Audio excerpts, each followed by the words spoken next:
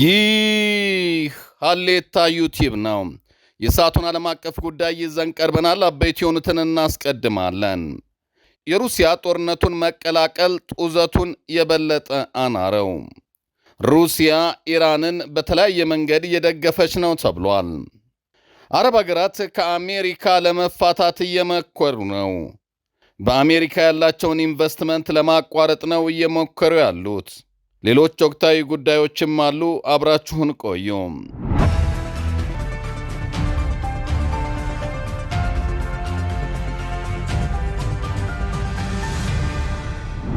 እስራኤል ለሊባኖስ ጠንካራ ማስጠንቀቂያ ሰጠች። የእስራኤል መከላከያ ሚኒስትር ካትስ ሊባኖስ ሂዝቦላህን ትጥቅ ካላስፈታ እጅግ ከባድ ዋጋ ይከፍላል። የእስራኤል መከላከያ ሚኒስትር እስራኤል ካትስ ባወጡት መግለጫ የሊባኖስ መንግሥት በአገሪቱ የሚንቀሳቀሰውን የሂዝቦላ ታጣቂ ቡድን በአስቸኳይ ትጥቅ እንዲያስፈታ ጥብቅ ትዕዛዝ አስተላልፈዋል።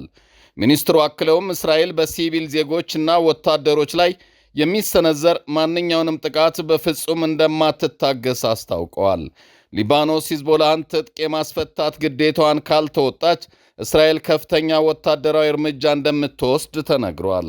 ሩሲያ ለኢራን እያደረገችው ያለው ድጋፍ ውጤታማ እያደረጋት ነው ተባለ። የሩሲያና የኢራን የበረሃው ጥምረት በአሜሪካ ላይ ተጽዕኖ አምጥቷል። ጅብ ከሄደ ውሻ ጮኸ እንዳይሆን ስጋት የገባቸው የአሜሪካ ባለሥልጣናት ሩሲያ በመካከለኛው ምስራቅ ለሚገኙ የአሜሪካ የጦር መርከቦችና አውሮፕላኖች መገኛ መረጃ ለኢራን አሳልፋ መስጠቷ ልክ አይደለም እያሉ ነው። የዋሽንግተን ፖስት ዘገባ እንደሚያመለክተው ከሆነ የመረጃ ልውውጡ ሩሲያ የአሜሪካንን የራዳር ስርዓትና የጦር ሀብቶች ያሉበትን ትክክለኛ ቦታ ለቴህራን እየጠቆመች ነው። ይህን ተከትሎ ታዲያ ኢራን እያደባየችው ትገኛለች። ይህ መረጃ ኢራን የአሜሪካ ኃይሎች በታለመ መልኩ እንድትመታ ያግዛታል ተብሏል። የሞስኮ ምላሽ እስካሁን ድረስ ምንም አይደለም፣ እንዲህም እንዲያም የለም፣ ጭጭ መጨጭ እንጂ። ምድሬ በሚሳኤል ተሞልታለች። የመጋዘን አቧራ ማስለቀቂያ እንጂ ጦርነት አይደለም። ኢራን ስላስፈሪው የሚሳኤል ክምችቷ ያልተጠበቀ ሚስጥር አውጥታለች። በመካከለኛው ምስራቅ ያለው ውጥረት አይበገሬ ደረጃ ላይ በደረሰበት በዚህ ጊዜ የኢራን ከፍተኛ ወታደራዊ አመራሮች የሚሰነዝሩት ንግግር ዓለምን እያነጋገረ ነው። ኢራን እስካሁን ወደ ጠላቶች የላከቻቸው ድሮኖችና ሚሳይሎች ጊዜ ያለፈባቸውና መጣያ ያጣንላቸው ናቸው በማለት እውነተኛና ዘመናዊዎቹ የጦር መሳሪያ ክምችቶች ገና መች ተነኩ እያለች ነው። ይህ ምድሬ ሁሉ አለች ኢራን፣ ምድሬ ሁሉ የጦር መሳሪያ ነው። ይህ ንግግሯም የደህንነት ተንታኞች እንዴት ነው እንዲያ ነው እንዲህ ነው እያሉ እየተነተኑት ነው። ባለፉት ጥቂት ዓመታት ኢራን በከርሰ ምድር ውስጥ በመቶ የሚቆጠሩ ሜትሮች ጥልቀት ላይ ከሳተላይት እይታ የተሰወሩና በከባድ ቦምቦች የማይደመሰሱ የጠለቁ የሚሳኤል ከተሞችን ገንብታለች። በእነዚህ ምስጢራዊ ስፍራዎች በሺህ የሚቆጠሩ የቦለስቲክ ሚሳኤልን በረድፍ ተደርድረው ከመገኘታቸውና ከመታየታቸው በላይ አቶሚክ የሆኑ የሚሳኤል ማስወንጨፋ የባቡር ሀዲዶችም ተዘርግተውላቸዋል። የኢራን ወታደራዊ ባለሥልጣናት በቅርቡ ለሰነዘሩት ትዕቢት አዘል ንግግር ዋናው ስሌት የጠላትን የመከላከል አቅም መፈተሽ እንደሆነ ይታመናል። ያው ዛቻዊ ንግግር ለማለት ነው ትዕቢት አዘል ያልነው። ሆነ ብላ በርካታ ቁጥር ያላቸውን ርካሽ ድሮኖች በመላክ የእስራኤልን አይረንዶም እና የአሜሪካን የመከላከያ ሲስተሞች ሥራ በማብዛት እንዲዝሉ የማድረግ ስልትም እየተከተለች ነው። ይህ ደግሞ እስራኤልና አጋሮች የተላከብን ይህ ከሆነ ገና ያልመጣው ምን ሊሆን ይችላል በሚል ከፍተኛ የስነ ልቦና ጫና ውስጥ እንዲገቡ ያደርጋል ነው የሚባለው።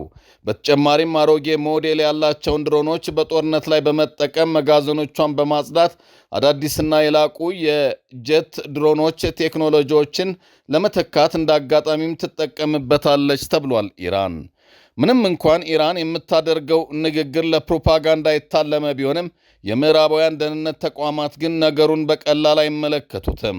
ኢራን በአሁኑ ጊዜ በድምፅ ፍጥነት 5 እጥፍ በላይ የሚጓዝ ሃይፐርሶኒክ ሚሳይሎችን መታጠቋንና አንድ ጊዜ ተተኩሰው መቶዎችን ሊያወድሙ የሚችሉ የድሮን መንጋዎችን የማሰማራት አቅም ማዳበሯ እነዚህ አንዳንዶቹ መሳሪያዎችም ሊመከቱ የማይችሉ መሆናቸው ከፍተኛ ስጋትን ፈጥረዋል። ኢራን ምድሬ ሁሉ የጦር መሳሪያ ነው ስትል የአገሪቱን ስትራቴጂክ ክምችት ለማሳየት ሲሆን አሮጌውን ነው የላኩት ማለቷ ደግሞ ቀጣይ ጥቃት እጅግ የከፋ እንደሚሆን የምታሳይበትና የምታስፈራራበት ጭምር ነው እየተባለ ነው። ሳውዲ አረቢያ፣ የተባበሩት አረብ ኤሚሬት፣ ኩዌትና ኳታር ከአሜሪካ ጋር ካላቸው ውል ለመውጣትና ወደፊት በአሜሪካ ሊያደርጉት የነበረውን የኢንቨስትመንት ዕቅድ ለመሰረዝ የተወያዩ መሆኑ ተነገረ። የሆነው በኢራን ጦርነት ምክንያት የደረሰባቸው ያለውን ኢኮኖሚያዊ ጫና ለመቀነስ የሚል ሲሆን የአሜሪካ ግዛታዊ የበላይነት ማብቂያ ነው የሚል ርዕስም እየተንሸራሸረ ነው። በአሜሪካ እስራኤል እንዲሁም በኢራን መካከል ያለው ቀጣይነት ያለው ግጭት ጂሲሲ ሀገራትን ክፉኛ ጎድቷል። የነዳጅ ዋጋ ብቻ ሳይሆን የጦርነቱ ድብቅ ወጪዎች እየጨመረ መጥቷል። የኢራን ያጸፋ ጥቃት በኩዌትና ኳታር የመሠረተ ልማት አውሮፕላን ማረፊያዎች ላይም ከፍተኛ ጉዳት አድርሷል። እንደ ዱባይ ያሉ ዋና ዋና የንግድ ማዕከላት በጉዞና በመርከብ ትራንስፖርት ላይ ከፍተኛ ቅናሽ አሳይተዋል። የሆርሙዝ ወሽመጥ በመዘጋቱ ምክንያትም ንግድ ተስተጓጉሏል። የባሕረ ሰላጤው ሀገራት ለሀገር መከላከያና ለውስጥ ጥገና በቢሊዮን የሚቆጠር ዶላር እንዲመድቡ በመገደዳቸው ለውጭ ኢንቨስትመንት ያላቸው ካፒታል ቀንሷል።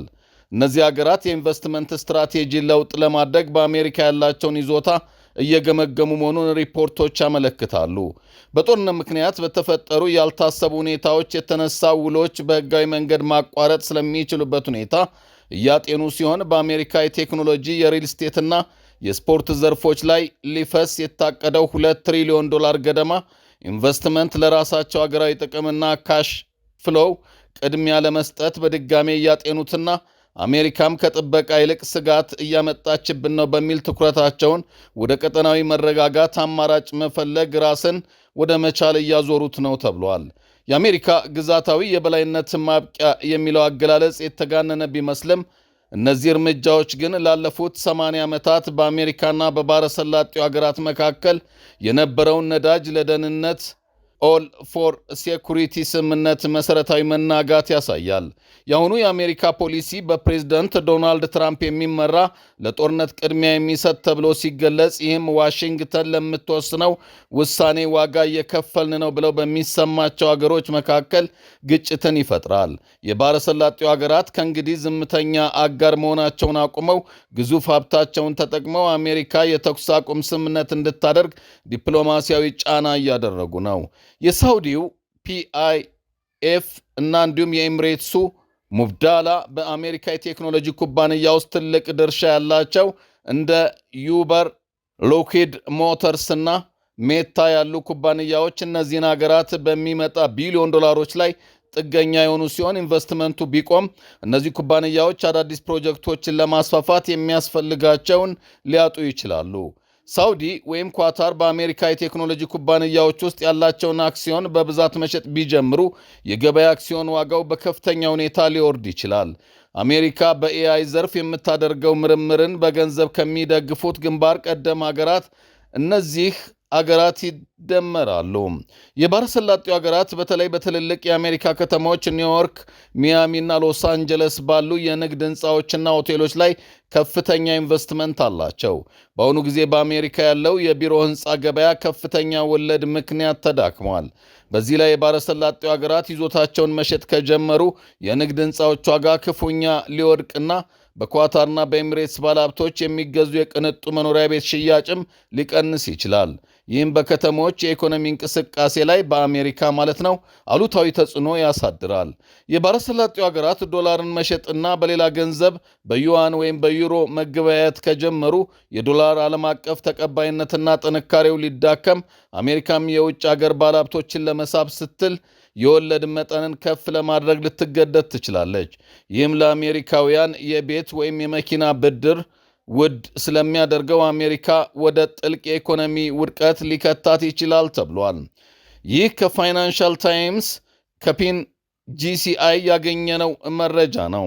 ኢራን ያለምንም ቅድመ ሁኔታ እጅ የምትሰጥ ከሆነ ጦርነቱ ይቋጫል ሲሉ ዶናልድ ትራምፕ ተናገሩ። የአሜሪካው ፕሬዝዳንት ዶናልድ ትራምፕ ከኢራን ጋር ስምምነት ላይ የሚደረስበት ዕድል እንደሌለ ጠቅሰው ጦርነቱ የሚቋጨው ኢራን ያለምንም ቅድመ ሁኔታ እጅ ከሰጠች ብቻ ነው ብለዋል። ትራምፕ በትሩዝ ሶሻል ሚዲያ ገጻቸው ላይ ባሰፈሩ ጽሑፍ ኢራን ያለምንም ቅድመ ሁኔታ እጅ ካልሰጠች ምንም አይነት ስምምነት አይኖርም ብለዋል። ኢራን በቀጣይ ማንን በጠቅላይ መሪነት ትመርጣለች የሚለው ላይ መሳተፍ እፈልጋለሁ ሲሉ አስታውቀው የነበሩት ዶናልድ ትራምፕ በአሁኑ ጽሑፋቸው ጦርነቱ ከተገባደደ በኋላ ተቀባይነት ያለው መሪ ስልጣን ይይዛል ሲሉ ደግመውታል። አሜሪካና አጋሮች ኢራንን ከውድቀት ለመታደግ በትጋት እንደሚሰሩና የኢራንን ምጣኔ ሀብትም እንደሚያንሰራራ ዶናልድ ትራምፕ ተናግረዋል። ይህንን የሰሙ ኢራናውያን ግን ሆድ ሲያውቅ ዶሮ ማታ ብለው የዶናልድ ትራምፕን አስተያየት እንዲሁ በሹምጥ ያዩት ሆነዋል። ኢራን ወደ ታላቅነት እንመልሳታለን፣ የወደፊት ዕጣ ፈንታዋ ብሩህ ይሆናል በማለትም ትራምፕ ገልጸዋል። እንዲህ አይነቱን ነገር እዛ ለማያቅሽ ሂደሽ ምን አንጥፊ አይነት ነው በሚል እያሽሟጠጡበት ይገኛል ተብሏል። 8ኛ ቀኑን በያዘው በእስራኤልና አሜሪካ ኢራን መካከል የተካሄደ ባለው ጦርነት ይህ ዜና እስከተጠናቀረበት ድረስ በኢራን በኩል ከ1300 በላይ ሰዎች ሞተዋል። ይህ በእንዲህ ሳለ ዶናልድ ትራምፕ በመላው ዓለም የሚገኙ የኢራን አምባሳደሮች አገራቸውን ጥረው እንዲኮበልሉ ወይም በያሉበት ሀገር ጥገኝነት እንዲጠይቁ ላቀረቡት ጥሪ ከሁሉም አምባሳደሮች የተሰጣቸው ምላሽ የኢራናውያንን ስነ ልቦና አታውቁም እንዴ ዶናልድ ትራምፕ ሲሉ እዚያው በጸበለው አይነት አስተያየት ሰጥተዋቸዋል። ሁሉም በጻፉት ደብዳቤ ዶናልድ ትራምፕ ያቀረቡትን ጥሪ ውድቅ አድርገውታል። በሌላ በኩል ኢራን እጅ ስጪ ተብላ ለተጠየቀችው በፍጹም የማይታሰብ የማይሞከር መቼም ቢሆን ሊደረግ የማይችል በሚል እቅጩን ለአሜሪካና እስራኤል አስታውቃለች። በመጨረሻም የኢራን መንግሥት ሞታቸውን የሰማዕት ሞት በማለት የመከላከያ ሚኒስትሩን ሞት አረጋገጠ።